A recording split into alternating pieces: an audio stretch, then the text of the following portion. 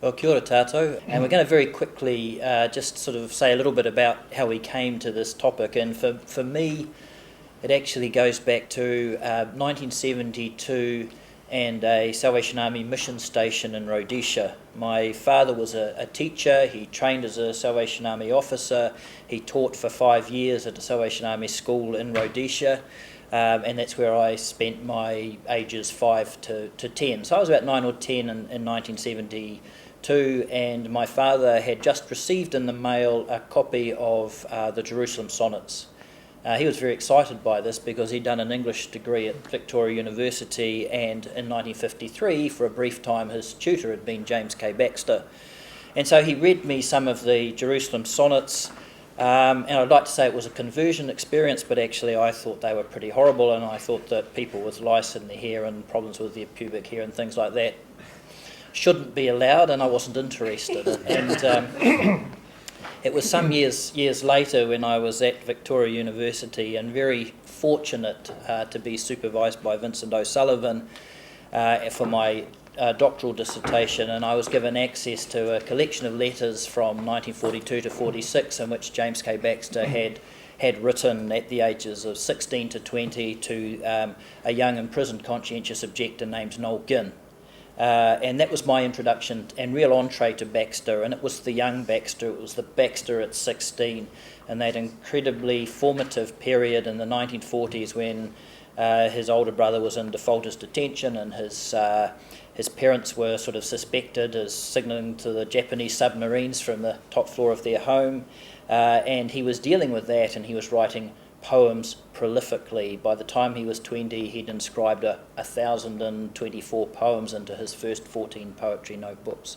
So that was my introduction to Baxter, and it's the period just before he meets Colin McCahon and moves here to Christchurch, and that's the direction that I really come to Baxter from. And hand on to you, Peter. Thank you.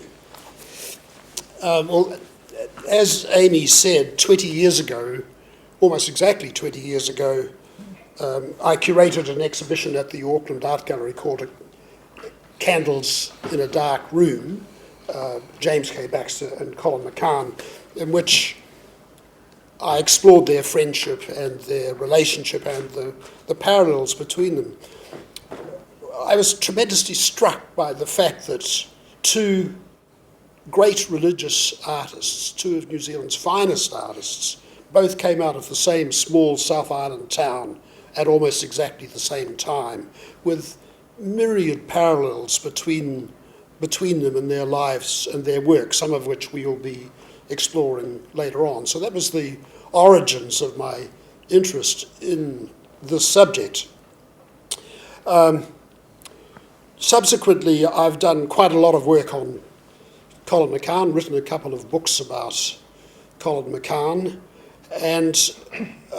but my most recent book, which is being published in about 3 or 4 months' time, is a study of the arts in Christchurch in the period 1933 to 1953. And one of the chapters in that book, I revisit the whole question of the relationship between Colin McCahon and James K. Baxter, because they were both, for a brief period, living in the city and became close friends and saw a lot of each other. So one of the chapters in this new book I've written is about this relationship. So I've been returning to that subject and exploring it freshly in the context of this latest book that I've written, which is called Bloomsbury South. Greg. Thanks, Peter.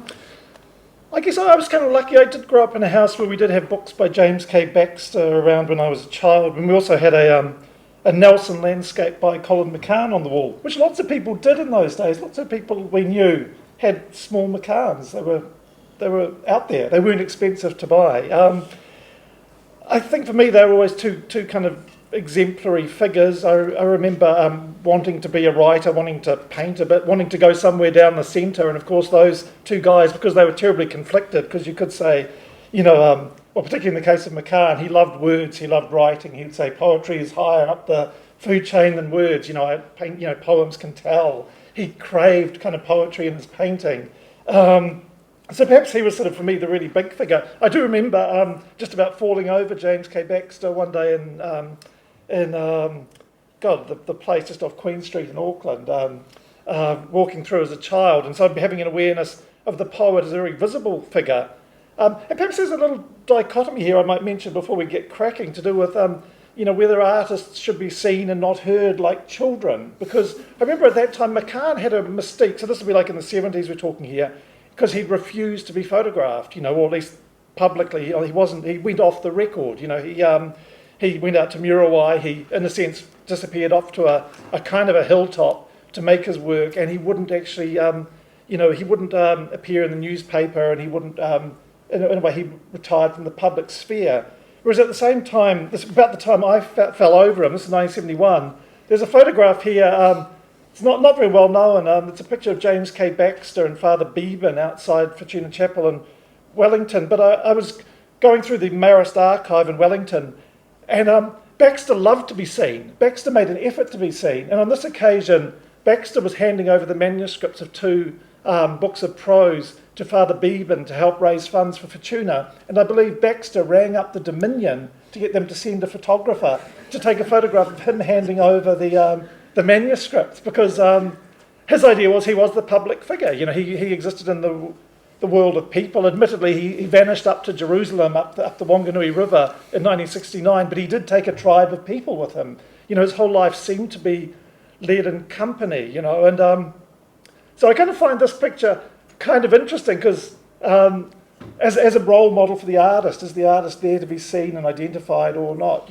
I guess you could say McCahon and Baxter at this time still had a lot in common. I mean, they both, were hugely worried about issues in the world to do with the environment, nuclear arms, social issues. They were incredibly concerned with Maori issues. They were both very present in terms of what they were worrying about and what they were confronting. But McCahon did it sort of invisibly. I suppose he did it visibly through his paintings, whereas Baxter really was a little bit of a travelling roadshow. What had happened, actually, just very quickly, what had happened at Fortuna Chapel out in Karori, one of the buildings had burnt down a few days earlier, and the dormitory designed by John Scott, the architect who also designed Fortuna. And so immediately Baxter thought he would do some fundraising. So I think he gave them a cheque for something like $20, which was all the money he had, but he handed over the two manuscripts, which were later published by the Fortuna Press. And a tiny trickle of money might have come back from that, but in the manner in which it was handed over, it was a little bit like the end of the Second World War or something like that. So public, so I don't know, the role of the prophet in society. Are they up there to be seen, or are they somewhere out the back of things?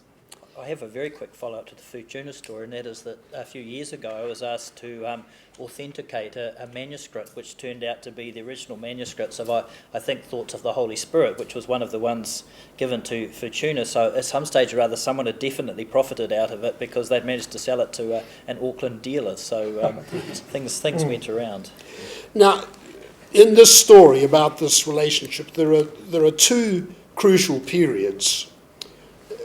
One in the 1940s, when the poet and the painter first met and exchanged ideas and exchanged paintings and poems. So that's what we'll talk about first, the 1940s. And then there's a bit of a gap in the middle where McCahon was living in Auckland, Baxter was living in Wellington, and I don't know of much direct contact between them. But the story becomes alive again right at the end of Baxter's life, and indeed after his death, when Colin McCahon became obsessed with doing paintings in his memory. So we'll come to that phase of the relationship a bit later. But perhaps I might speak for a little bit about their first meeting. And I wonder, Amy, if you could find the painting A Candle in a Dark Room and put it on the screen. This painting was painted by Colin McCahon in 1947, and he always said of it that it was a portrait of James K. Baxter. Now, obviously, it's not a portrait in the literal sense, but it is, if you like, a symbolic portrait of James K. Baxter.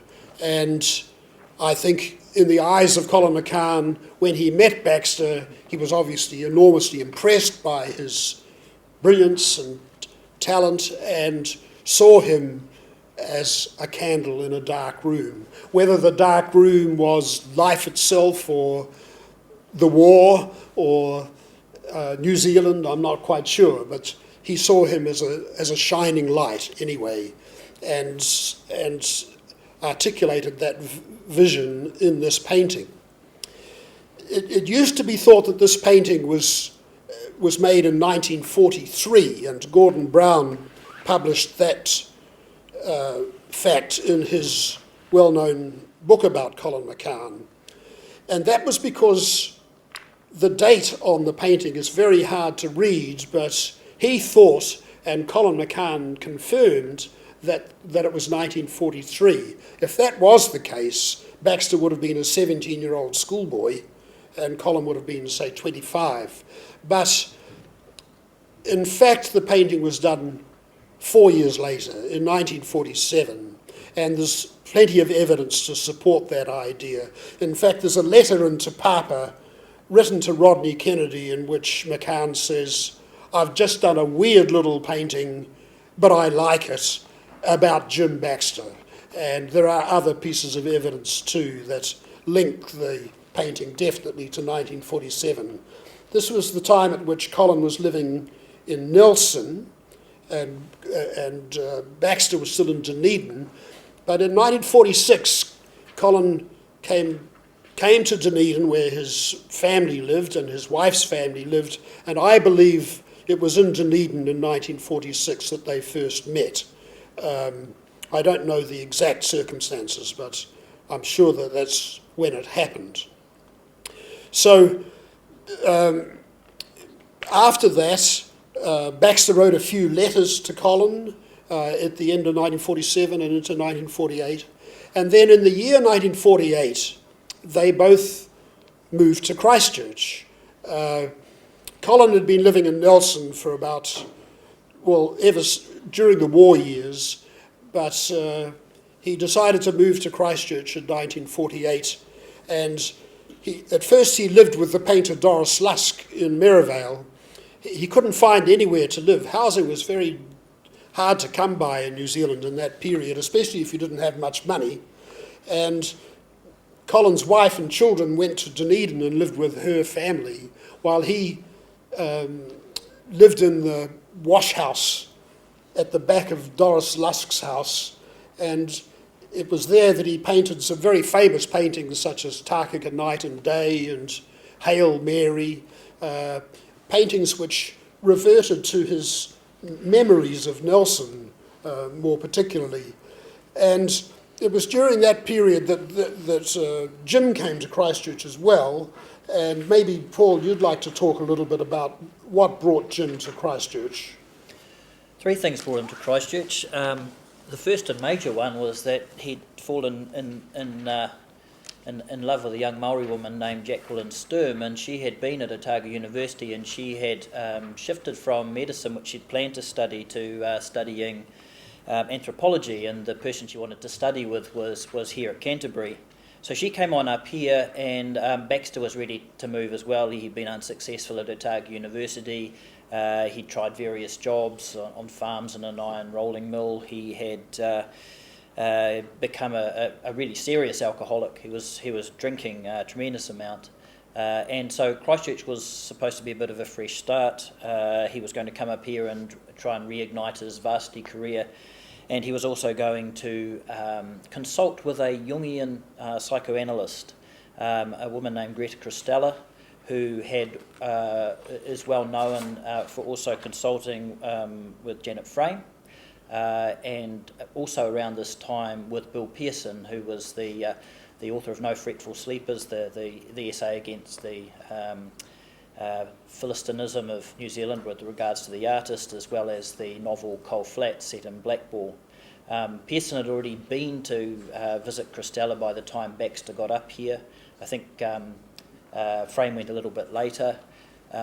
Baxter had been directed towards her by John Money, who was then at Otago University, I think in the psychology department, and he'd also directed Frame in that direction. So there was quite a sort of tangled little set of reasons why he was here. Pearson had just arrived, it's a little digression, but it's relevant. Pearson just arrived from Japan, where he'd been in the J-Force. He had started back at the Canterbury University College. He was intent on doing a master's degree in English literature and probably going teaching, and he was a very, very, very angry man. He was angry at New Zealand, he was angry at the world, he was angry at the politics, he was angry at a society that condemned him for being a homosexual. And he directed that anger onto the Canterbury University College student body. So in the 1947 Cantor Students magazine, he wrote a scathing article on the puerility of student activity, which is on the front page of Cantor, and attacked everything about the student body at the time. And then he backed that up by becoming editor of Cantor the following year and turning it for that 1 year into probably New Zealand's preeminent current affairs and political magazine. He had an amazing set of commentators. And the other thing he did in 1948 was appoint James K. Baxter as his literary editor. And Baxter put his address as JKB Any Pub. At the end of that year, Bill Pearson actually wrote a little satirical poem about him, which went, Mrs. Baxter's little Jim got immersed in sex and sin. When the pangs of doubt grow violent, alcohol's the universal solvent, but in between the rum and vomit, a poem flashes like a comet. Pearson's only claim to poetic fame. And getting to the point of this, the other person that Pearson and Baxter met with regularly was Colin McCahon, and they drank at the United Services Hotel. And I've got very quickly a description here of what they talked about. If I can put my finger on it, maybe I can't. Here we go. Pearson, Baxter and McCahon shared a common interest in religion and frequently met in a pub on Saturday afternoons to debate such things as Catholicism, original sin, the apostolicity of Anglican orders. Baxter and Pearson did most of the talking. Colin was present but didn't contribute much to the discussion. He sort of listened without expressing a definite point of view. They were reading Graham Greene and talking in terms no longer in vogue of natural man and original sin, of eros and agape and caritas, and the sin of sloth or despair, to which Baxter felt especially prone and called it by its medieval name, acidi. Lawrence Bagent, a lecturer then in the English department, also went along to those meetings from time to time and was thoroughly repelled by them. He found the tone of lugubrious high seriousness depressing and embarrassing, and after a while excused himself from it. So that was where a lot of their sort of religious ideas were thrashed out, and that's where some of this works into both McCahon's art and Baxter's writing. And maybe we should flip quickly to Greg, and you can give us your impression of that period, Greg. Shall I read the bit of poem in Matuki Valley? I think that might be kind of useful. Can I grab the book? Yeah. I suppose just one thing, just responding to what you guys are saying, it's interesting. It seems to me McCahon was very much and very naturally drawn into the world of literature, into the world of words, whereas Baxter wasn't drawn into the world of painting in a comparable kind of way. Because, I mean, I think you could probably say at the time that McCahon was painting a candle in a dark room. He was channeling Gerard Manley Hopkins, the poet, big time, and sort of quoting him or paraphrasing him in the title even.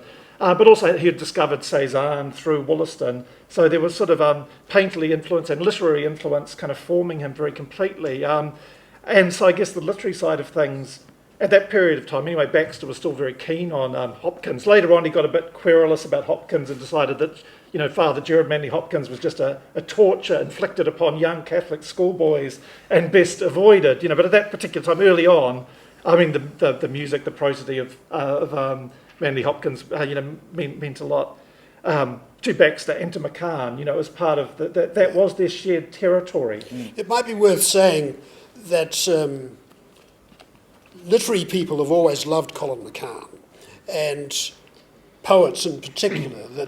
And some of Colin's closest friends were poets, not only Baxter, but Charles Brash, John Castleberg, Peter Hooper, and many poets have written poems about McCahon. So there was a bit of a love affair both ways, I think, between Colin and the poets. Oh yeah, no, absolutely true, Peter. So, but I thought maybe we'd just read a little. I believe this is the most famous poem of James K. Baxter's, but also apparently we have it on good authority. This is actually Colin McCahon's favourite poem by James K. Baxter. I won't read the whole thing. It's the poem in the Matuki Valley. Many of you will probably know it. It's a poem that began as a film script, as Paul and Peter and I were discussing before. It was originally begun as a script for a New Zealand film unit production about Mount Aspiring, directed by Brian Brake with John Drawbridge and Douglas Lilburn also contributing, but the project was abandoned. And I think in one of the great pieces of recycling of New Zealand literary history, the film script became one of the most quoted poems ever. Poem in the Matuki Valley, environment, landscape. I mean, obviously it's where McCahon began, and it nurtured him. It like language later on too, but landscape never went away. The seascape, the coastal landscape, and so too in the poetry of Baxter. A great nature poet. But also, interestingly, he was also a kind of an angsty urban existentialist, I think someone would describe him as one. So the poem ends in the city, but I'll read the first 4 stanzas, then I'll read the last 2 to give you an idea of it. So poem in the Matuki Valley, and it was published in 1949.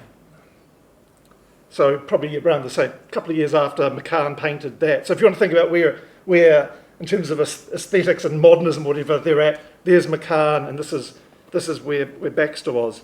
Poem in the Matuki Valley. Some few yards from the hut, the standing beeches let fall their dead limbs, overgrown with feathered moss and filigree of bracken. The rotted wood splits clean and hard, close-grained to the driven axe, with sound of water, sibilant falling, and high-nested birds. In winter, blind with snow, but in full summer the forest blanket sheds its cloudy pollen, and cloaks a range in undevouring fire, remote the land's heart, though the wild scrub cattle acclimatised may learn shreds of her purpose or the taloned kia. For those who come as I do, half aware, wading the swollen Matuki, waist deep in snow water, and stumbling where the mountains throw their dice of boulders huge as houses, or the smoking cataract flings its arrows on our path. For us the land is matrix and destroyer, resentful, darkly known by sunset omens, low words heard in branches. And just the ending of it here. So we come down from the hilltop back to the city. I suppose there was a paradox that was true very much to Baxter and McCahon. They both were, in a way, great romantic individualist artists, but they also were people that quite early on had families. And probably dealt with that situation with some degree of unsuccess, I would say. So this is him coming down from Mount Aspiring. Sky's purity, the altar cloth of snow on deathly summits laid, or avalanche that shakes the rough moraine with giant laughter. Snow plume and whirlwind, what are these but his flawed mirror, who gave the mountain strength and dwells in holy calm, undying freshness. Therefore we turn, hiding our soul's dullness from that too blinding glass, turn to the gentle dark of the human daydream, child and wife, patience of stone and soil, the lawful city where man may live and no wild trespass of what's eternal shake his grave of time. Was it Charles Brash that said that Baxter always ended his poems with a resounding thump? Grave of time. Yes. I should have thumped it a bit harder, shouldn't I, when I read it? The city and the wilderness. It was a very conscious thing of Baxter's to turn back to the city, and you'll find him in Beyond the Palisade, where he has the mountains, and then in Blow into Fruitfulness he has high country weather. That he's also got the poem, is it In City Night, where he sort of says, he actually sort of talks about drowning himself in the city. The thing that you get in high country weather is the sense of peril when you're exposed, and the risk of sort of, putting yourself out there in the wilderness. So it was quite a conscious decision, and almost a sort of a camouflage, which he seemed to manage successfully for a couple of decades, if you consider that he and Jackie probably married in the late 40s and really didn't finally separate until the late 60s. They were back and forth, and he's got that line in his poem to her about, the winds of the terrible century and all our friends' marriages that were broken down. So he has this sort of back and forth between his romantic ideal, which leaves you too exposed, and the mingling with society that also risks drowning you. Yeah.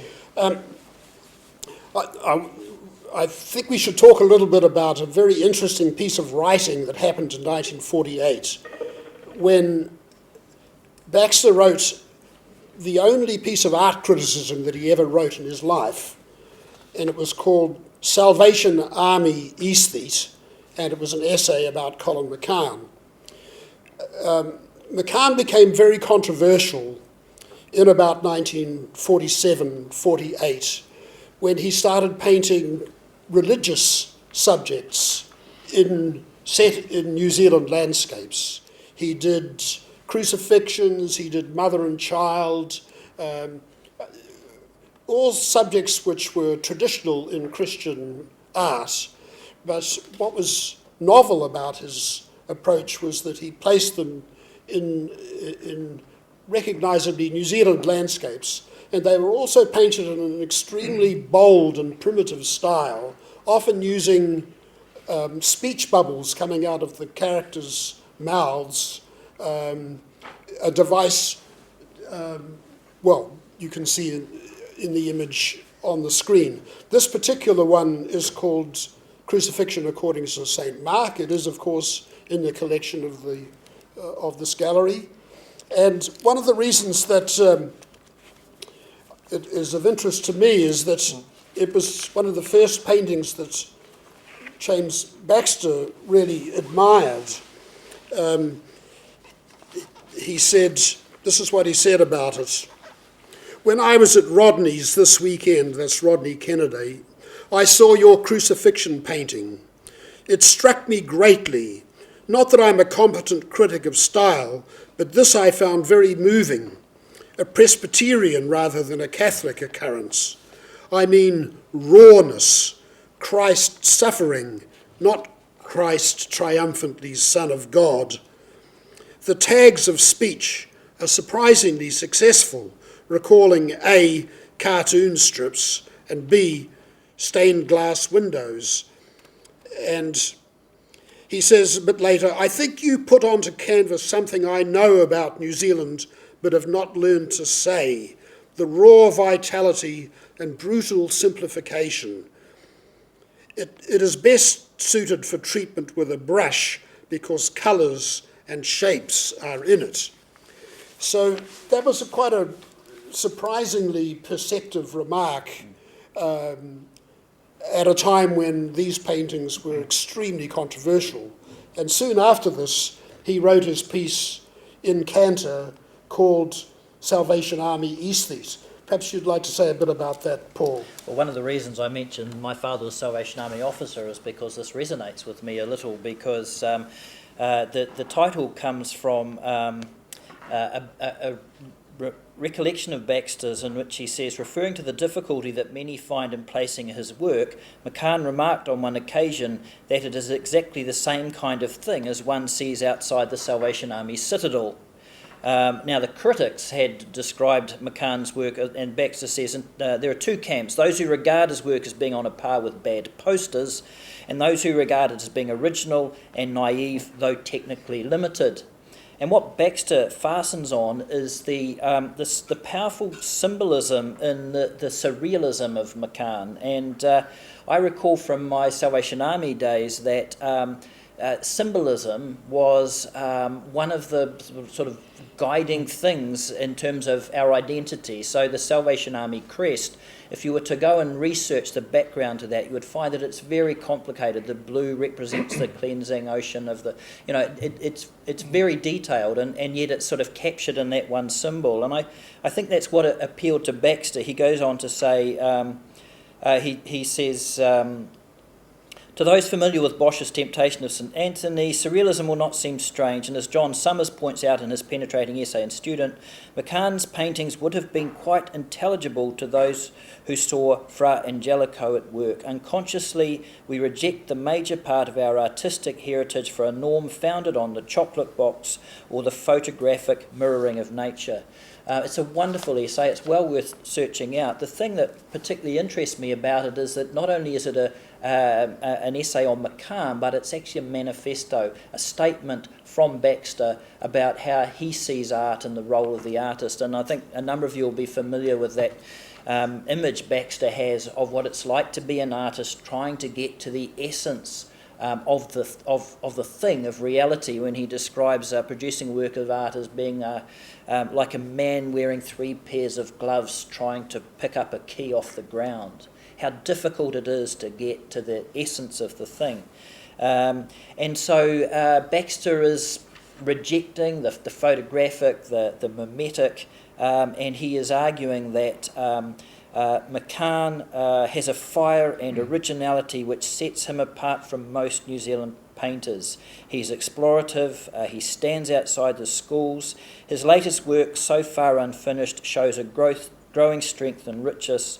The man himself possesses great honesty and integrity, qualities which in combination with his undoubted gifts should assure his work of the recognition it deserves. Pretty impressive for a 1948 essay from someone, as he says, not that versed in art, but recognising something significant there. And I think seeing in McCahon the same things that drive him, and that really is where you see the connection. They're both trying to get to the same thing, and he recognises that McCahon is getting to the essence of art. And he also likes the fact that McCahon is upsetting the establishment. And I'll just quickly mention the scurrilous little painting that I mentioned at lunchtime. It was written in 1960, and it's called The Origins of Art. It's 4 lines long, and it goes, "Here comes the mirror-gazing multitude." So there's that mirror. "Bureaucrat, yahoo, statistician, prude, and who's that standing in the corner pissing? Why, old Utrillo with a brain lobe missing." Now, Utrillo was the French artist who sort of managed to conquer alcoholism and mental illness by, painting all of those great streetscapes of Montmartre. And Baxter had a great identification with alcoholic and mentally ill French artists and poets. And he would copy Baudelaire and he'd copy Rimbaud. And here he's talking about Utrillo. But what he's really saying is artists who really want to communicate the message need to upset the establishment. They need to make a mess in the corner if that's what it takes to get people thinking about where they're at. The period that Baxter and McCahon were in the same city was only a few months, really, in 1948, because James got married to Jackie Baxter in 1949 and thereafter lived in Wellington. Colin stayed in Christchurch until 1953 before he moved to Auckland. But such was the closeness between the two that when James and Jackie had their first child, Hilary, the McCahons became her godparents. And in order to reflect this occasion, Colin gave the Baxters the painting called There Is Only One Direction. It's quite an important painting in Colin's work because it was the very last of the figurative biblical paintings that he did. He never, after 1952, he moved away from figurative religious paintings. And when he returned to religious subject matter, as in the Elias paintings, it was the biblical texts he used rather than figurative representation of the people. But in response to Colin's gift of this painting, James wrote a poem, and I'd like to read it to you. This poem has never been published. And probably if it had been, James might have done a bit more work on it because there's a few rough edges to it. Anyway, it's called To Colin McCahon. Rouault has seen, better indeed than most, the face of suffering in the dirty slum transfigured. Against a sky of arson, black as man's disgrace, hanging the mortal Christ abandoned by men. Thence all renewals come, at the live quick of time, our crimes wrench on the rack. And you too, in this ruinous country, have guessed there is no otherwise. The kirk cleft by a thunderbolt, those queer gaunt women strung like lyres to suffer with him. You know the rock under the anxiety, under the smiling breast, that all things travail on a bed of fires. The impure heart rebels and aches for death. Chiefly I am contented with that peasant face you painted, the brooding, natural tenderness of mother and child. He draws his milk and breath from love's deep equipoise. So time and place give ground for hope, for the bruised herb, forgiveness. It's interesting because, again, I sort of think McCahon was ahead of Baxter at that time, because in a way Baxter's poem is still it's behaving quite well, whereas I do think in terms of the kind of creative juices, if you like, you can see McCahon was pushing things quite hard. Because again, I sort of take it back a bit to Gerard Manley Hopkins via Mary Ursula Bethel, and this whole idea that the work of art is an act of creative violence. You know, it's changing the language, it's making things ugly or hard to get hold of. It's pushing it hard, and I think when you look at the painting, it's primitivist, it's monochromatic, it's like this weird egg shape, or is it an orb, or is he kind of quoting a brooch, you know, where you'd have a picture of your loved ones, or is it something else entirely? He's pushing the language, he's got the words on the painting. It's sort of, to me, it's quite a challenging piece, whereas Baxter's response, and I don't want to make too little of it, because actually it's a fantastic poem to have, it's a complete joy, but you can kind of see there's a little bit of Hopkins in there, but really he's behaving quite well as a poet and making quite a noble response. Whereas I do think it was a few years later, you know, probably in the late 60s, when Baxter was really pushing the language and the vernacular, and it was actually becoming closer to the kind of texture and feel that I get out of that painting, you know, which to me is a bit more like primitive. It's a bit like Jerusalem period Baxter, where the language is far more gritty, and you know, and the music is sort of not stifled, it's somehow just sort of buried in the thing.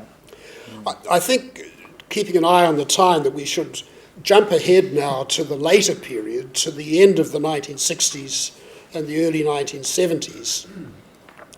Now, at this stage, Colin McCahon was teaching at the School of Art at Elam in Auckland, so he was an academic, and James K. Baxter, after about 1967, suddenly repudiated all the bourgeois values and middle-class standards. He left his family, he stopped cutting his hair, he adopted a vow of poverty, he walked up and down the country in bare feet.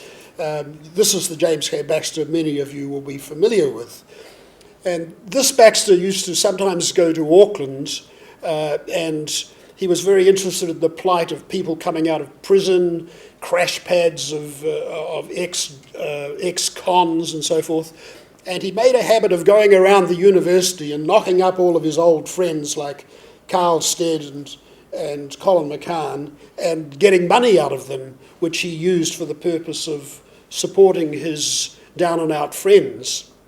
And there's a famous story that this was told to me by Colin McCahon's son, William, that on one occasion Baxter turned up at McCahon's house and asked him for money, and Colin emptied his pockets of whatever change he had, and Baxter said something to him like, this is not an exact quotation, but the general sense of it, "Come on, Colin, you bourgeois bastard, you can do better than that," or words to this effect, being very hostile and aggressive. And Colin and William threw him out of the house. They bodily chucked him out of the house. And this led to a breakdown in the friendship of Colin and James for the first time for 30 or 40 years. And it wasn't long after that moment that Baxter died at the age of 46 in 1972. And that had a very profound effect on Colin. And he spent much of the year following Baxter's death giving expression to his sense of remorse and guilt in a whole series of paintings. To give you just to give you a quick flavour of the level of invective that Baxter was capable of, and he was quite capable of taking money off all his old friends and then sort of publicly repudiating them. And so you'll be familiar with his last poem, Ode to Auckland, which Ian Sharp described as his last and worst poem, in which he again attacks McCahon in the Auckland Art School. But here is something, this is a copy, you can't really see it, of a Baxter poem that fell out of a broadsheet and was picked up by a rare books expert, Francis McFarnell. And it's an apologetic ode to Colin McCahon, NZRA, and it begins, "Colin, me old cob, let me rave on. Do you remember throwing bottles at the ducks, empty ones of course, on the banks of the Avon, discussing with one another our earliest fucks? Then it was something green held your attention, perhaps the peninsular hills like a mother's tit. We did not either of us hope for honourable mention, the fuzz were not our friends, no, not a bit." And then this is the attack on McCahon. "But time marches on, and now in Bullshit Castle, me old cob, I see you chained up to the wall, meditating an abstract entitled Portrait of a Pig's Asshole. The mana and the bread make monkeys of us all. I will disturb you, I know, when I come barefooted outside your dungeon, singing Blake's Jerusalem. The bourgeois and ourselves were never well suited. Why not take a pull at yourself and rubbish them?" So that was the sort of thing that he was visiting upon his friends, and in a way, McCahon's response, which we'd like to talk quickly about after Baxter's death, is sort of, I guess, impelled by this sort of thing, but also given strength and a reaction to it. So we've got some examples of what was being done there. When I first got to know Jackie Baxter, the painting There Is Only One Direction was sitting on her wall just here, and then just next to it was Jim Passes the Northern Beaches, and Jim Passes the Northern Beaches was attached to the wall with 4 drawing pins with bits of tissue in them. And in 95, I went to a conference at Otago University and heard Peter talk on this painting and tell me that actually it was hung in Jackie's house the wrong way up. McCahon had turned up where she was working at Wellington Library with this painting still a little damp and said, "I've painted this for Jim." And she looked at it and she said, "Well, it's very nice, Colin. How should I hang it?" Meaning, which way up does it go? To which he replied, "Well, if I was you, I would nail it to your wall with 4-inch nails." A reference, of course, to the crucifixion. So not knowing entirely what was intended, she hung it with the words along the bottom, "Jim Passes the Northern Beaches." And if you can sort of look on the side, you'll see that what that does is make this obvious headland and sea horizon here look like a rather bizarre stick figure. And when I went back to Wellington after the conference to see Peter Simpson says this is hung the wrong way up, she said, "Oh, well, could you turn it round for me?" So horror of all you curators here, I got to re-hang this on Jackie Baxter's wall and reinsert the drawing pins, and my DNA and fingerprints are mixed in there somewhere. And of course, when that happens, you immediately see that here's the headland, here's where the spirits leap off, here they are taking off into the sky, and there is part of the cross, and we're looking from behind the cross at the spirits leaving the headland. It's a very powerful piece of work, made more powerful by the fact that Jackie Baxter's lounge window looked out on the end of Kapiti Island, and what you saw from her lounge window was really that end of Kapiti with the seascape there as well. Peter, you'll know a bit more about this. There's a well-known biography of Baxter by Bill Oliver, W.H. Oliver, which reproduces this painting sideways, as it was on the wall of Jackie's house. But this painting was done possibly weeks after Baxter died, around about November 1972. And then in the next year, Colin got involved with the Victoria University in putting on a series of plays. There was a Baxter season at Victoria University of 4 Baxter plays. This is the catalogue for that series of performances, and it has 2 McCahon drawings, one on the front and one on the back. You'll see the similarity to the child in the There Is Only One Direction in that image on the back. So Colin designed the 4 plays. I think one of the images we have is the poster for the 4 plays. And so he spent time in Wellington, and he spent weeks and months reading and rereading Baxter's plays, and he became obsessed with Baxter. And he wrote a letter to a friend in which he said, he and I have had our battles over the years, but now I so much respect him, and I hope that they will produce these plays in the spirit that they should be. I hope they're done with the kind of nakedness that Baxter needs. And so in the period after those plays, Colin did a whole series of paintings. Collectively, they're generally known as the beach walk paintings, in which he imagines walking the beach at Muriwai, often in the winter when it's fogged out and you can't really clearly see the horizon. And he envisages Baxter's spirit after death passing up the beach, the Muriwai beach, on up past Ahipara to Cape Reinga and leaping off, as in accordance with the Maori myth of what happens to the spirit after death. And that whole Maori mythology became very important to McCahon at that time, as it did, of course, to James K. Baxter in his late poetry. And Greg, you might like to say something about that. Yeah, I guess perhaps just going back to that title, There Is Only One Direction. I think at this point it seems to me McCahon must have been feeling terrible. I mean, terrible, obviously, a sense of loss, a sense of lament, but also probably a sense of guilt, maybe, regarding, I guess, the sort of the devolving of his friendship with Baxter. Because actually there was one quite important event he was involved in 1972. McCahon had a survey exhibition at the Auckland Art Gallery, and as part of that, one of the main events they did is they had a poetry reading where McCahon chose the poetry that had, quote, been most influential in his work and in his life. And so it was a reading of 22 poems, of which he included none by James K. Baxter. So this is 6 months before Baxter died. So he also included none by Brash too, but then Brash had also had a sort of a little bit of a falling out too. But so I think in a way McCahon had gone on record sort of embracing, obviously some of the people he does really feel for, Hooper, Castleberg, but also going back to Manly Hopkins, quite a lot of the Bible, M.K. Joseph, some Chinese poetry. It's a pretty amazing list, but obviously McCahon should have been there, and I do think Baxter.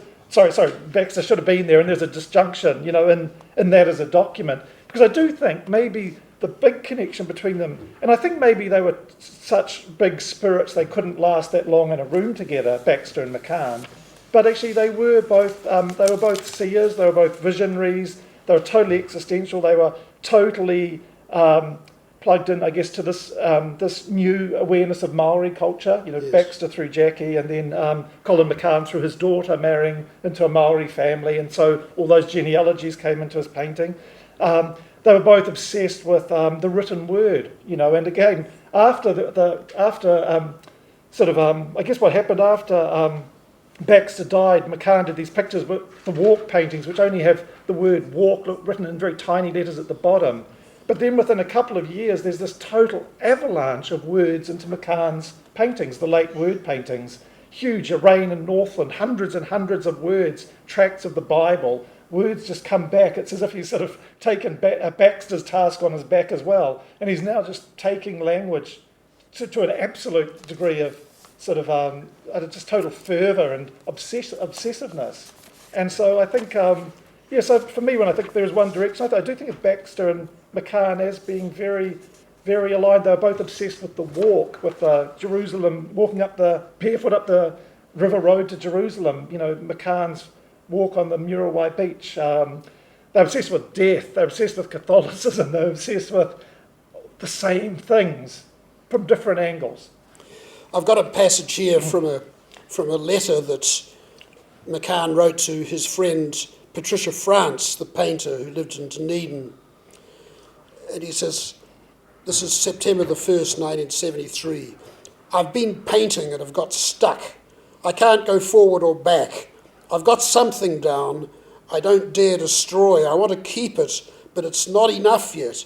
It's quite beautiful, but needs much more. It's a big, long Muriwai beach, long horizon, long waves, black sand. It's going to have seaweed writing on the sand. I'm thinking of doing a magenta layer over the black sand, but it's my best black sand yet and I'm scared for it. I could paint the sky yellow instead, but I've got a good flaking grey sky now. It's only a temporary failure of my courage that creates this problem.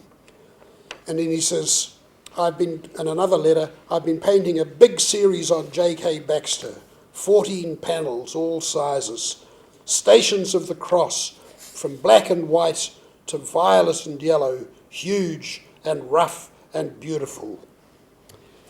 So that gives you a bit of the background I wonder whether there's, to those paintings. What Baxter was trying to do at the end of his life, which was really to turn the life into a poem. The poems weren't doing it anymore, so I'm going to actually turn my life into a poem. I'm going to start living out what I've been trying to say in my poetry. And I wonder whether one of the reasons that McCahon's canvases get so big and that they're sort of filling up with words and that he's really pushing to get as close as he can to the essence of things is because he's again trying to almost sort of step through or out of the canvas and make it sort of intersect with life and to bring it alive in that way. And in thinking about this, I was curious to see what did Baxter really say about art. And the amazing thing is that early essay, Salvation Army Aesthete, is his statement on art. He doesn't say a lot else about it. It's not there very much in his poetry. There's that lines in Letter to Sam Hunt where he says, "The answer is that poets live by a refusal to forgive the mighty bog of social shit." I'm using all of the expletives in this talk. You guys. "That has no use for sex or wit or art or hope, but simply is internally its own abyss." And then later on, in one of his greatest works of art, that poem sequence to Colin Durning's The Jerusalem Sonnets, he says, sort of ironically in Sonnet 37, "Colin, you can tell my words are crippled now. The bright coat of art he has taken away from me, and like the snail I crushed at the church door, my song is my stupidity." And the remarkable thing is that is a very good description of McCahon's late style. He's got rid of all the rhetoric. He's stripped bare. The remarkable thing about those beach walk paintings is their austerity, their monochromatic simplicity. It's as if he'd taken a leaf out of Baxter's book in some ways. Yeah, this is lovely bit. There's another bit I found, there's a bit in Pig Island Letters where the icons had to go. And what you see is, I think this was, I'm just trying to think if this was John Weir writing about it, but basically in that poem we see in Pig Island Letters a shift away from the aesthetic patterning so dangerous to artists because it leads to idolatry of the work. Away from aesthetic patterning, away from making art that obeys rules and that is to do with pleasure or aesthetics or even balance or resolution, but sort of throwing the icons of good taste and propriety out and actually just going for the kind of the fundament of art. Yeah. Gentlemen, I see we've used our hour. I think we should open this to the audience and see if anybody wants to ask us some questions. Or put us right on something. I'm still interested in the symbolism of the title, "There is Only One Direction," given it was made in Christchurch at a particular time given everything you've said, I'm still puzzled about what it could mean. I know, of course, when we looked at it at Peter McCleavy's, with an eye to buying it from the estate, Peter said it's a mantra for Christchurch. But of course, There's a couple of things about that I would say. I mean, if you look at the young Christ as depicted in this picture, he's staring straight ahead. He's staring at us, the viewer, and he's staring at his own future. And there is only one direction for the young Jesus, and that direction leads directly to the crucifixion. So I think that's one level of meaning of the painting, and it's looking into the future, and you could see the sadness of Mary's face is also embodying that perception of what her son's future is. But I also think it has implications for Colin as an artist. He said several similar things that all good artists recognise early in their life what is their one direction that they must follow, and their task as artists is to recognise that direction and pursue it. And Baxter, in fact, said something fairly similar, didn't he, Paul? He talked about the bullfighter and the corner of the bull ring towards which the bull always returns, that the job of an artist is to recognise that what are the crucial moments or the crucial points in order for him to discover his direction. Yeah, the sense of almost inevitability, going back to High Country, whether alone we are born and die alone, is this sort of trajectory. But then what happens within that, I think, is significant. Baxter's sense of a journey, I haven't thought enough about this, but I'm sort of inspired to go back and see to what extent some of the Baxter poetry from around that period might relate to the sorts of things that McCahon is talking about that in that title, because there's certainly a lot going on in Baxter then about the direction of art. It's the one thing that you can't move away from or abandon. All sorts of other things will come and go in your life, but there's this artistic imperative that sort of pushes you along. Right. It couldn't sort of go the other way, though, isn't it? Sort of about there's only one direction, and that art is about the focusing of all your creative energies on a notion of humanity. Like, imagine looking the other way, looking down this telescope and seeing the wife and the child, and the direction being the artistic journey is one of acknowledging common and deep humanity and expressing that. Yes. So I see it almost, on one hand, it seems to me there's only one direction. It's vocational. It's, go ye forth, and civilise the provinces or whatever. But then also this other sense that there's one direction, and it is about the many statements, or in fact both McCahon and Baxter made about art being something that goes beneath the surface to the old brain, beyond the old brain, to the soul, to the quintessence of being human. Is it possible there's almost a deliberate contradiction in there, because there is only one direction as a sort of teleological imperative that would be problematic for many, and yet when you look at the image, the oval, it suggests cyclicity. It suggests the regeneration, spring, all of those sorts of stories, and mother and child and rebirth and so on. So it's almost as if he's got two things set in tension there. One of the things that's always interested me about this painting is that, unlike most mother and child paintings, it's not a baby, it's an adolescent, and his head is between his mother's breasts. It emphasises the humanity and the sexuality even of the relationship between mother and child, which is quite unusual, I think, in images on that theme. She's looking down, isn't she? Like the Madonna in, is it the Pieta, where she's looking down at the crucified Christ, whereas he's looking out directly. I mean, there's that sense of separation from the parent, which is probably the reason I feel he's getting closer towards adolescence. He's looking out towards that new path. You know, if you compare the image to this one here, do you notice that the line of the brows and the nose makes a cross, the T cross, which is so recurrent in McCahon's painting, and I think you can see it in the There's Only One Direction as well, the very straight eyebrows and the very vertical nose makes a kind of cross. So it's what's in his sight is the cross, the crucifixion. Actually, there's one phrase actually I noted before, because basically Baxter and McCahon both use a version of this, but the point of art being conquering spiritual death. That's the direction, you know. So I guess that's looking to the crucifixion, but looking beyond the crucifixion, it's a powerful transcendent spell. Right. Someone had a question up there? Yes, could you tell us what precipitated Baxter's repudiation of the bourgeois life and what impact that had on his poetry? From my perspective, I think the bourgeois life was always sort of the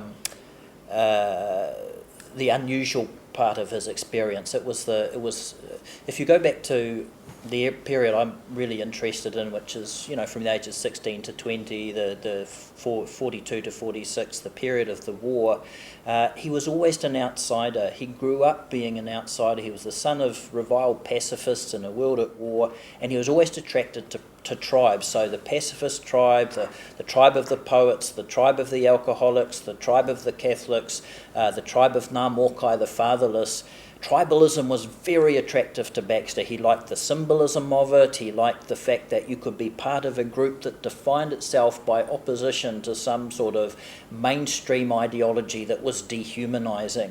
And to become, as he called himself, you know, the family man, the one who nails the trolley together and goes to mass and does what he needs to support his family, that was the aberration. That was the Baxter that was always uncomfortable in his own skin. And the period from 68 when he goes back to repudiating everything and publicly doing so and sort of standing up in front of society and saying, I don't agree with your values, really takes him right back to his father Archie in World War I, saying, no, I'm not going to go and fight in your war. You can do what you like to me, but I'm going to take a stand against it. And so to me, the Jerusalem Baxter is a trajectory from that right back to the 1940s, and the aberrant Baxter is the one who for many years tries to be a good bourgeois citizen and at one at the same time detests himself for it. But you might disagree with that. Totally agree.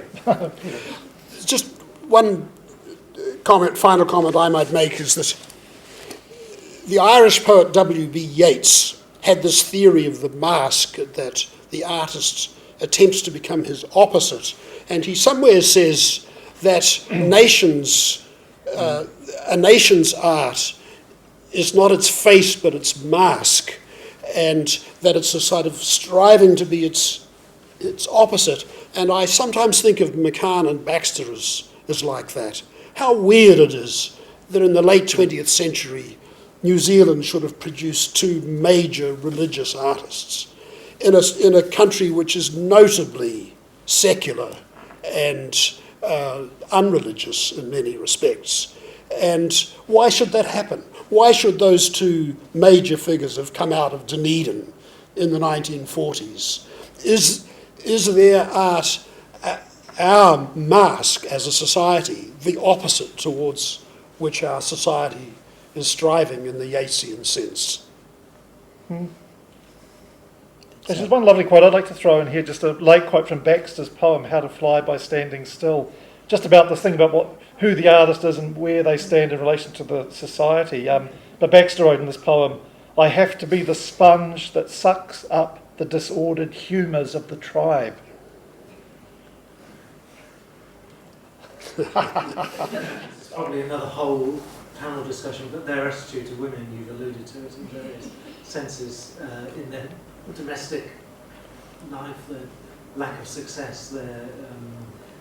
In a minute or two, do you have any overarching comments on their attitude to real women, to the women they lived with and worked with, did their wives meet, connect, know each other, like each other, hate each other? Not sure if they were, if Anne McCahon would have known Jackie Baxter. I think in some ways, I mean, they were radicals, but they were, in a way, they were men of the time in that they were caught up in this terrible thing to do with drinking. You know, I mean, alcohol, I mean, you know, I guess at the end of it, you know, Baxter went through AA and sort of, I guess he was dry towards the end of his life, certainly. But McCahon, you know, it was a curse that never went away from him. And put that on top of irregular employment and the artistic life and the, you know, the and all the bad humours of the tribe that you're absorbing like a sponge while this is going on, then the family suffer hugely. And I mean, in both cases, just from my limited perspective on the McCahons and the Baxters, it was hard, almost impossible for the wives and the children. Yes, I mean, it's a whole week's discussion, really, but I think the interesting thing for me is the relationship with Baxter and Jackie had as artists. And he was very supportive, but at the same time could be quite problematic. So going back to 1948, the 1948 edition of Cantor has one of its literary pages, which is the only time in Jim and Jackie's lifetime when they were both published on the same page as poets. And it came about because although Baxter was editing the literary page and Jackie as a poet was submitting poems to him, he was politely rejecting everything that she submitted. And then he had to go down to Dunedin for a family event, and while he was away, Bill Pearson took over the literary page and discovered that there were all these poems there by J.C. Sturm. And so he published 3 of her poems and 1 or 2 of Baxter's on the literary page. And the thing that fascinates me is that I think her poems are vastly superior.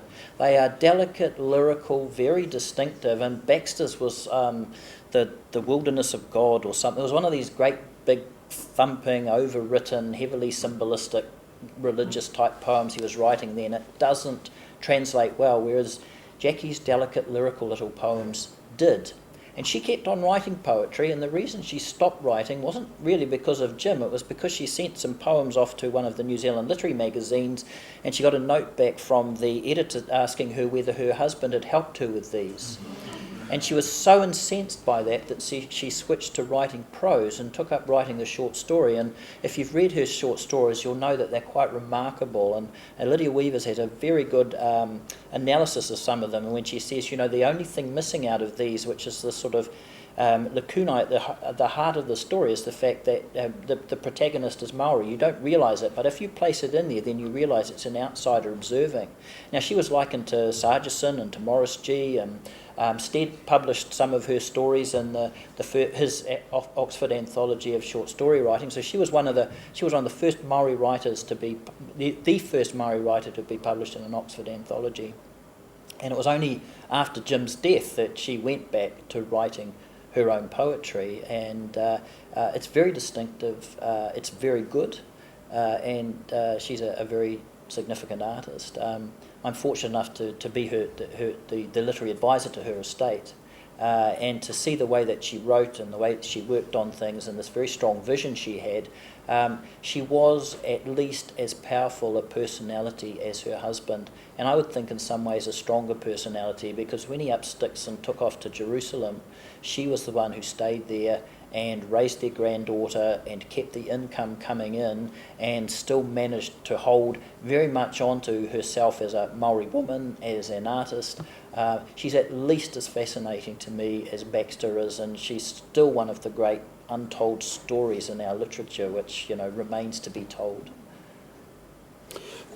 There's no doubt that Anne Hamblett, Colin McCahon's wife, was a brilliantly gifted painter who sacrificed her career to his, as so many women artists in that generation did. I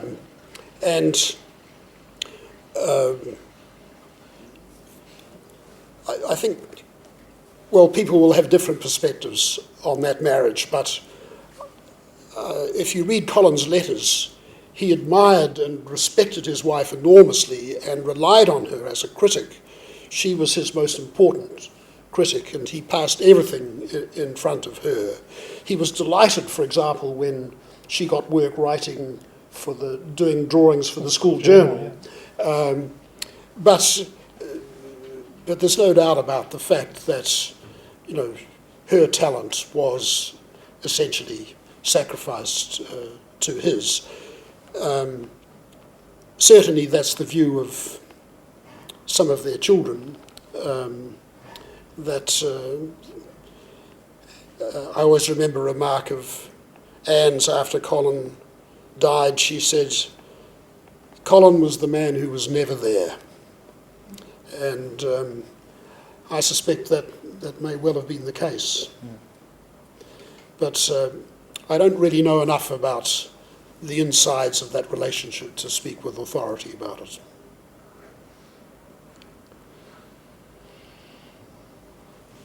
Shall we stop?